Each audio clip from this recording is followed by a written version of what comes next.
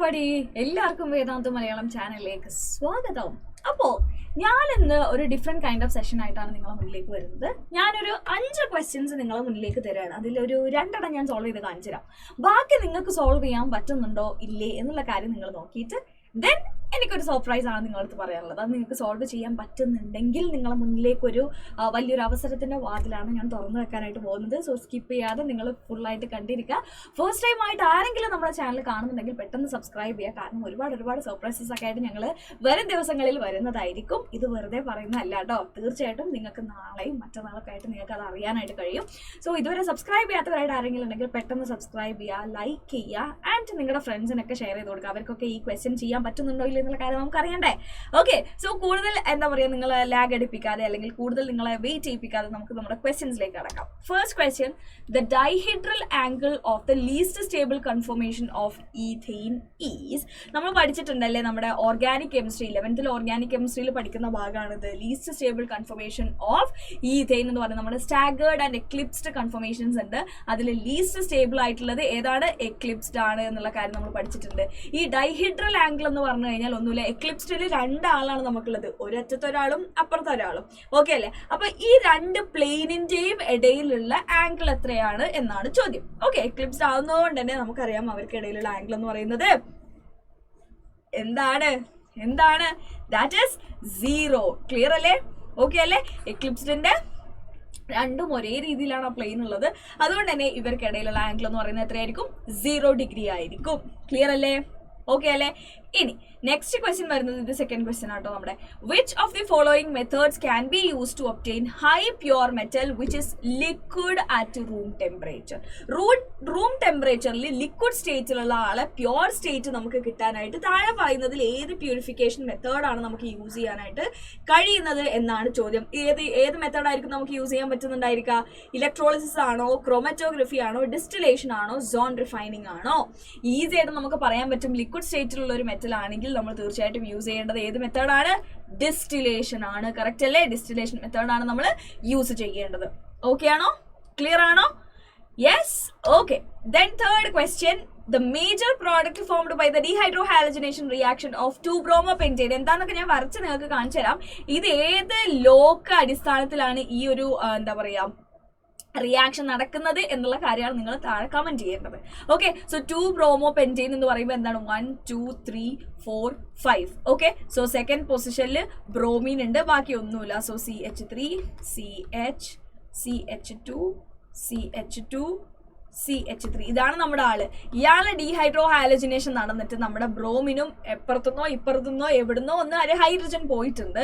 എന്നിട്ട് അവർ എന്ത് പ്രൊഡ്യൂസ് ചെയ്തു? CH3 CH2 CH double bond CH CH3 ഇങ്ങനെയായിട്ട് മാറി. ഇത് ഏത് റൂളിന്റെ ബേസിസിലാണ്? എന്തുകൊണ്ടാണ് ഇവിടുന്ന് ഹൈഡ്രജൻ പോയത്, എന്തുകൊണ്ടാണ് ഇവിടുന്ന് ഹൈഡ്രജൻ പോവാത്തത്? ഞാൻ ഹിന്റാണ് തന്നുകൊണ്ടിരിക്കുന്നത്. ഇതിന്റെ ആൻസർ എന്താന്ന് വെച്ച് കഴിഞ്ഞാൽ നമ്മുടെ ഈ വീഡിയോന് താഴെ 3 എന്ന് പറഞ്ഞിട്ട് നിങ്ങൾ കമന്റ് ഇടുക എന്താണ് ഇതിന്റെ ആൻസർ എന്നുള്ള കാര്യം. Then again moving on to the fourth question, എന്താണ്? BF3 is planar and electron deficient compound. എന്താണ്? BF3 ഒരു planar ആണ്, ഇലക്ട്രോൺ ഡെഫിഷ്യന്റ് കോമ്പൗണ്ട് ആണ്. നമുക്കറിയാം അതിന്റെ സ്ട്രക്ചർ വരുന്നത് ഇങ്ങനെയാണ് എന്നുള്ള കാര്യം നമുക്കറിയാം. ബോണ്ട് ആംഗിൾ ഒക്കെ 120 ഒക്കെയാണ് വരുന്നത് എന്നുള്ള കാര്യം അറിയാം അല്ലേ? യെസ്. ഇനി ഇതിന്റെ ആൻസർ നിങ്ങൾക്ക് ഈസി ആയിട്ട് പറയാൻ പറ്റുന്ന ആൻസറേ ഉള്ളൂ. എന്താണ് ഇതിന്റെ ഹൈബ്രിഡൈസേഷൻ? ടോട്ടൽ എത്ര നമ്പർ ഓഫ് ഇലക്ട്രോൺസ് ആണ് ഇതിൽ എന്താ പറയാ പ്രസന്റ് ആയിട്ടുള്ളത് എന്നുള്ള കാര്യമാണ് നമ്മളോട് ചോദിച്ചിട്ടുള്ളത്. ഈസി ക്വസ്റ്റ്യൻ ആണ്. പെട്ടെന്ന് ഇതിന്റെ ഒരു ആൻസറും കൂടെ 4 എന്ന് പറഞ്ഞിട്ട് നമ്മുടെ താഴെ കമന്റ് ബോക്സിൽ നിങ്ങൾ പറയാം. ഓക്കെ, ഇനി ഫിഫ്ത്ത് ക്വസ്റ്റ്യൻ എന്താണെന്ന് ചോദിച്ചു കഴിഞ്ഞാൽ, zirconium and hafnium they have similar atomic radii. നിങ്ങൾക്ക് നോക്കിയാൽ കാണാം ഇവരുടെ അറ്റോമിക് നമ്പർ ഒന്നിന്റെ 40 ഒന്നിന്റെ 72 ആണ്. പക്ഷേ അവരുടെ atomic radii and ionic radii എന്താണ്? സിമിലർ ആണ്. ഇതിന്റെ കാരണം എന്താ? നമ്മൾ D and F ബ്ലോക്ക് എലമെന്റ്സിലായാലും നമ്മുടെ എന്താ പറയുക ക്ലാസിഫിക്കേഷൻ ഓഫ് എലമെന്റ്സ് 11th ടോപ്പിക്കിലും നമ്മൾ ഒരുപോലെ പഠിക്കുന്ന ടോപ്പിക്കാണ് എന്ത്? നമ്മുടെ ഈ ഒരു സിർക്കോണിയം ആൻഡ് ഹാഫ്നിയത്തിന്റെ ഈ ഒരു കാര്യം എന്നുള്ളത്. സോ അത് എന്തിന്റെ ബേസിസിലാണ് ഇങ്ങനെ ഉണ്ടാവാനായിട്ടുള്ള കാരണം, അല്ലെങ്കിൽ അവർക്ക് similar atomic and ionic radii വരാനായിട്ടുള്ള കാരണം എന്താണ് എന്നുള്ളതാണ് ഈ ചോദ്യം. ക്ലിയർ അല്ലേ? ഈസി ആയിട്ട് ആൻസർ കൊടുക്കാൻ പറ്റുമെന്ന് നിങ്ങൾക്കും അറിയാം, എനിക്കും അറിയാം. പെട്ടെന്ന് ഇതിന്റെ ആൻസർ നിങ്ങൾ നമ്മുടെ ചാറ്റ് ബോക്സിൽ 3 ഈക്വൽ ടു ഇതാണ് ആൻസർ, 4 ഈക്വൽ ടു ഇതാണ് ആൻസർ, 5 ഈക്വൽ ടു ഇതാണ് ആൻസർ, ഇങ്ങനെ നിങ്ങൾ കമന്റ് ചെയ്യുക.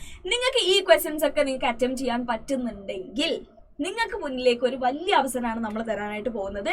ദാറ്റ് ഈസ് നത്തിങ് ബട്ട് നമ്മൾ ഇന്നലെയൊക്കെ നമ്മുടെ ഷോർട്സിലൂടെയും മുന്നേ ഒരു ലൈവിലൂടെയൊക്കെ പറഞ്ഞിട്ടുണ്ടായിരുന്നു mega Vedantu scholarship admission test. Okay, yes, ഇവിടെ ഇതെന്താന്ന് വെച്ച് കഴിഞ്ഞാൽ നമുക്കൊന്നുമില്ല, വേദാന്തുവിന്റെ അണ്ടറിൽ ഒരുപാട് കോഴ്സസ് നമുക്കുണ്ട്. 8th to 10th സ്റ്റുഡൻസിന് ഫൗണ്ടേഷൻ ക്ലാസ്സസ്, JEE ആയാലും നീറ്റ് ആയാലും ഒളിമ്പ്യാഡ് എക്സാംസ് ആയാലും അതിൻ്റെയൊക്കെ ഫൗണ്ടേഷൻ എന്താ പറയുക ക്ലാസ്സസ് നടക്കാറുണ്ട്. സോ ഇതൊക്കെ നിങ്ങൾക്ക് ഫ്രീ ആയിട്ട് പഠിക്കണമെങ്കിൽ 100% നിങ്ങൾക്ക് ഫ്രീ ആയിട്ട് പഠിക്കണമെങ്കിൽ ഈ എക്സാം എഴുതിയിട്ട് നിങ്ങൾക്ക് നല്ലൊരു മാർക്ക് അല്ലെങ്കിൽ നല്ലൊരു റാങ്ക് സ്കോർ ചെയ്യാൻ പറ്റുകയാണെങ്കിൽ അല്ലെങ്കിൽ നല്ലൊരു റാങ്ക് നിങ്ങൾക്ക് നേടിയെടുക്കാൻ പറ്റുകയാണെങ്കിൽ വേദാന്തുവിന്റെ അണ്ടറിൽ നിങ്ങൾക്ക് 100% ഫ്രീ ആയിട്ട് പഠിക്കാനായിട്ടുള്ള ഒരു ഓപ്ഷൻ ഉണ്ട്. കൂടാതെ എക്സൈറ്റിംഗ് ആയിട്ടുള്ള ഒരുപാട് റിവാർഡ്സ് നമുക്ക് ഈ ഒരു എക്സാമിന്റെ ഭാഗമായിട്ട് പറയുന്നുണ്ട്. അതെന്തൊക്കെയാണ് എന്നുള്ള കാര്യം ഞാൻ ഇപ്പൊ തന്നെ നിങ്ങൾക്ക് പറഞ്ഞുതരാം. അതിന് മുന്നേ ഓൾ ഇന്ത്യ ലെവലിൽ ഈ എക്സാം നടക്കുന്നത് ഓഫ്ലൈൻ ആണെങ്കിലും നമ്മളെ കേരള സ്റ്റുഡൻസിന് ഞങ്ങൾ അഭ്യർത്ഥിച്ചത് പ്രകാരം നമ്മൾ ഓൺലൈൻ എക്സാംസ് പറഞ്ഞിട്ടുണ്ട്. December 2 to December 10 വരെയാണ് ഈ എക്സാം ഉള്ളത്. ഏത് സമയത്ത് വേണമെങ്കിലും നിങ്ങൾക്ക് എഴുതാം. ഇതിൽ നിങ്ങൾക്ക് ആപ്ലിക്കേഷൻ ഫ്രീ ആണ്. ആപ്ലിക്കേഷൻ അല്ലെങ്കിൽ registration with free of course നിങ്ങൾക്ക് ഇതിനെ രജിസ്റ്റർ ചെയ്യാനായിട്ട് കഴിയും. സോ നിങ്ങൾക്ക് ഒരു മുതൽ മുടക്കം ഇല്ലാതെ തന്നെ ഒരു എക്സാം പോയി എഴുതാം. ഇനി നിങ്ങൾ JEE ആസ്പിറൻസ് ആണെങ്കിലും നീറ്റ് ആസ്പിറൻസ് ആണെങ്കിലും ഡിഫറെന്റ് കൈൻഡ് ഓഫ് എക്സാം ആയിരിക്കും നിങ്ങൾക്ക് ഉണ്ടായിരിക്കുക എന്നുള്ള കാര്യം കൂടെ നിങ്ങളോട് പറയണം. അതായത് ഇപ്പൊ മാം ഞാൻ എന്താ പറയാ JEE ആസ്പിറന്റ് ആണ്, അപ്പൊ എനിക്ക് ബയോ അറിയില്ല, ആ സങ്കടം ഒന്നും നിങ്ങൾക്ക് വേണ്ട. JEE ആസ്പിറന്റ് ആണോ നീറ്റ് ആസ്പിറന്റ് ആണോ എന്നുള്ളത് നിങ്ങൾ രജിസ്റ്റർ ചെയ്യുന്ന സമയത്ത് നിങ്ങളോട് ചോദിക്കും. അതിനനുസരിച്ച് നിങ്ങൾക്ക് എക്സാമും കാര്യങ്ങളൊക്കെ അവർ ഷെഡ്യൂൾ ചെയ്യുകയാണ് ചെയ്യുക. ഓക്കെ ആണോ? സോ ഫ്രം 8th onwards ഇതുണ്ട്. നിങ്ങളുടെ അനിയത്തിമാർക്കും അനിയന്മാർക്കും ഒക്കെ വേണമെങ്കിൽ അവർക്കും എഴുതാട്ടോ. നിങ്ങൾ ഈ ലിങ്ക് തന്നെ അവർക്കും കൊടുത്താൽ മതി. ഞാനിപ്പോൾ ഇവിടെ പറയുന്നത് 11th and 12th കാര്യം മാത്രമായിരിക്കും.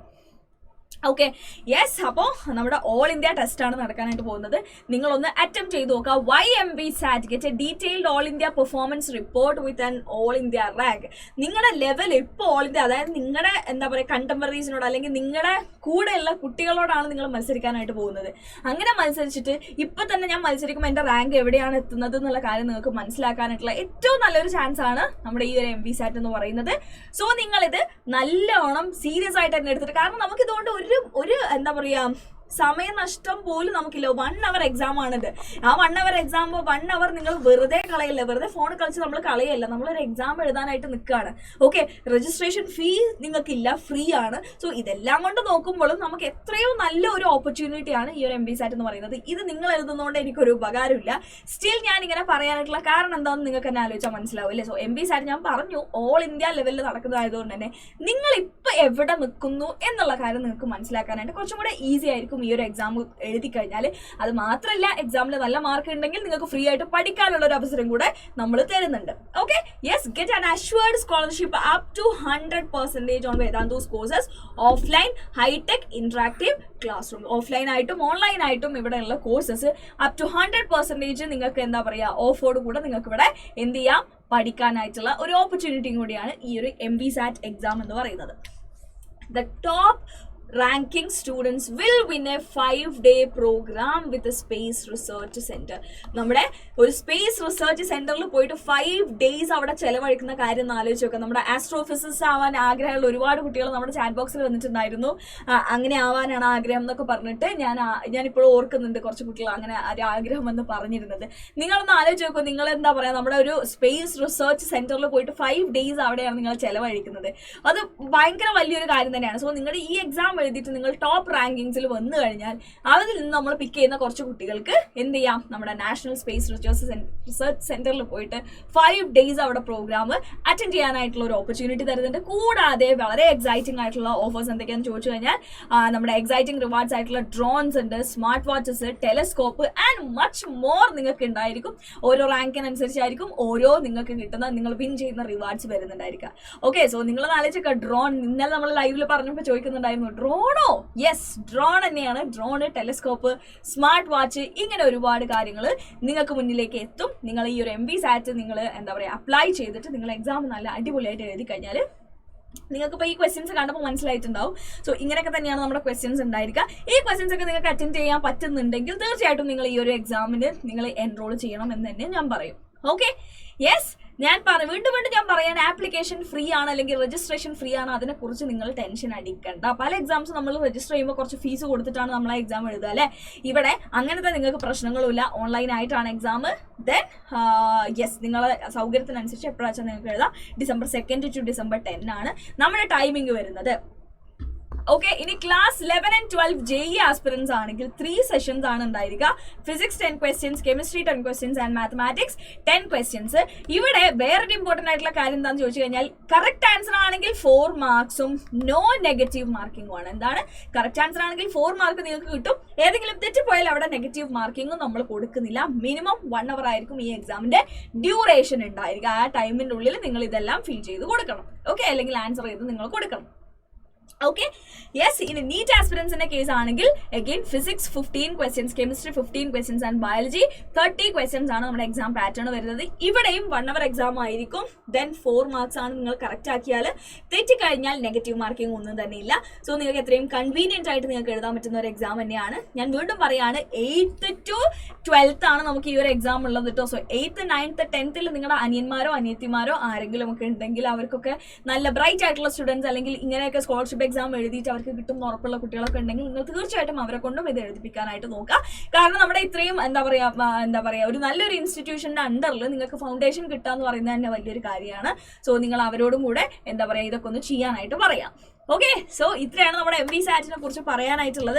നിങ്ങൾക്ക് കാര്യങ്ങളൊക്കെ മനസ്സിലായിട്ടുണ്ടാവുമെന്ന് ഞാൻ വിചാരിക്കുന്നു. ഞാൻ പറഞ്ഞു ഓഫ്ലൈൻ ആയിട്ട് നടക്കുന്നുണ്ട്. ഓഫ്ലൈൻ ആയിട്ട് നിങ്ങൾക്ക് വേണമെന്നുണ്ടെങ്കിൽ നിങ്ങൾ തൊട്ടപ്പുറത്തെ സംസ്ഥാനങ്ങളിലേക്ക് നിങ്ങൾ യാത്ര ചെയ്യേണ്ടി വരും. ഒന്നുകിൽ ബാംഗ്ലൂർ അല്ലെങ്കിൽ ചെന്നൈ, അങ്ങനെ നിങ്ങൾ പോയിട്ട് എഴുതേണ്ടി വരും. നമ്മുടെ കേരള സ്റ്റുഡൻസിനായിട്ട് ഓൺലൈനാണ് നമ്മുടെ എന്താ പറയുക ഏറ്റവും കൺവീനിയന്റ് ആയിട്ടുള്ള ഒരു ഫെസിലിറ്റി എന്ന് പറയുന്നത്. സോ നിങ്ങൾക്ക് ഓൺലൈനായിട്ട് അറ്റൻഡ് ചെയ്യാവുന്നതേ ഉള്ളൂ.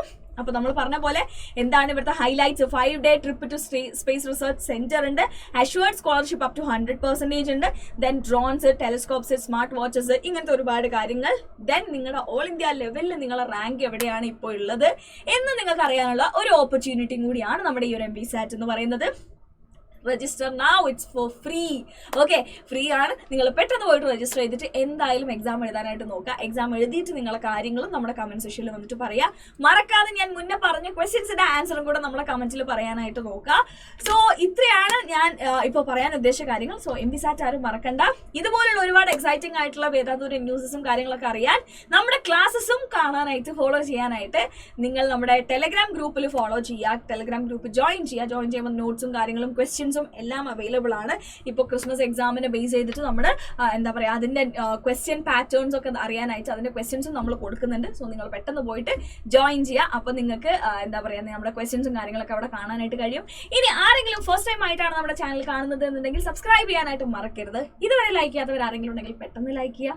നിങ്ങളുടെ ഫ്രണ്ട്സിനൊക്കെ ഈ MVSAT എഴുതിയാൽ പൊളിക്കുമെന്ന് തോന്നുന്നു നിങ്ങളുടെ ഫ്രണ്ട്സിനൊക്കെ പെട്ടെന്ന് ഷെയർ ചെയ്ത് കൊടുത്തിട്ട് അവരോടും എഴുതാനായിട്ട് പറയാം. സോ ഇത്രയേ ഉള്ളൂ നമ്മുടെ ഇന്നത്തെ ഈ ഒരു video. This is me Shibila signing off from Vedantu Malayalam. And comment ചെയ്യാൻ ആരും മറക്കണ്ട. Tata, bye bye.